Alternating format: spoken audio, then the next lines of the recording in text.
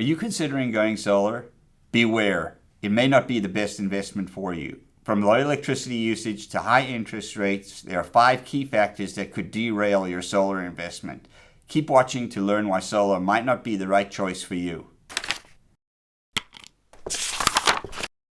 So Larry, reason number 1 why solar might not be a great investment for you is if you don't use a lot of electricity.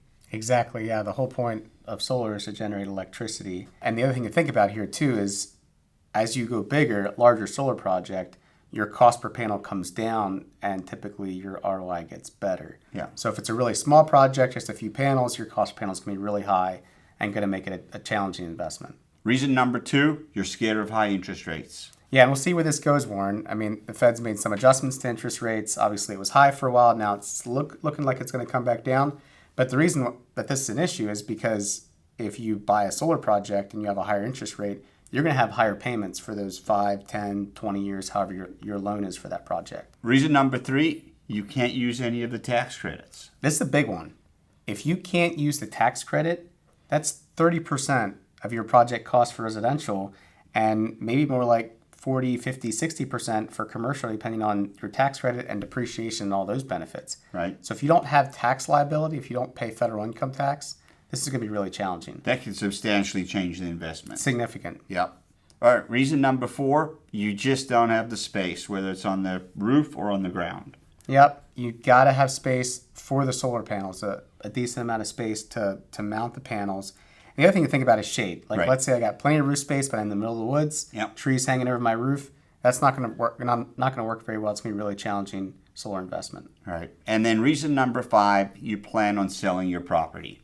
Yeah, so this one is a little bit challenging to fully understand the implications because if you install a solar array on your roof and you have a buyer that's interested in your house, what if they don't like the look of the solar panels? You have them on the Right. ground mount in your backyard. You think it looks great. Somebody else doesn't think it does.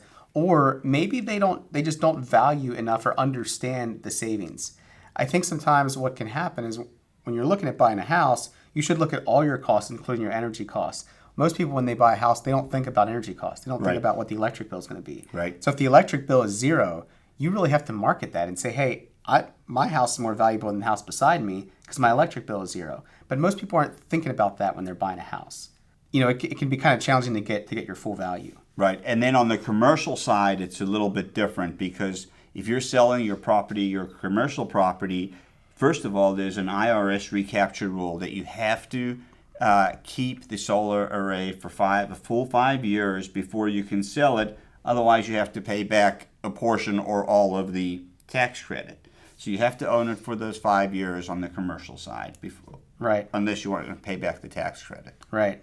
Are you still unsure if solar is right for you? Drop your question in the comments. We're here to help. To keep learning, watch this next video, explore our Solar Learning Center, or request a custom quote with the links in the description below. And before you go, don't forget to subscribe, click that like button, and leave your thoughts in the comments below. Thank you for watching.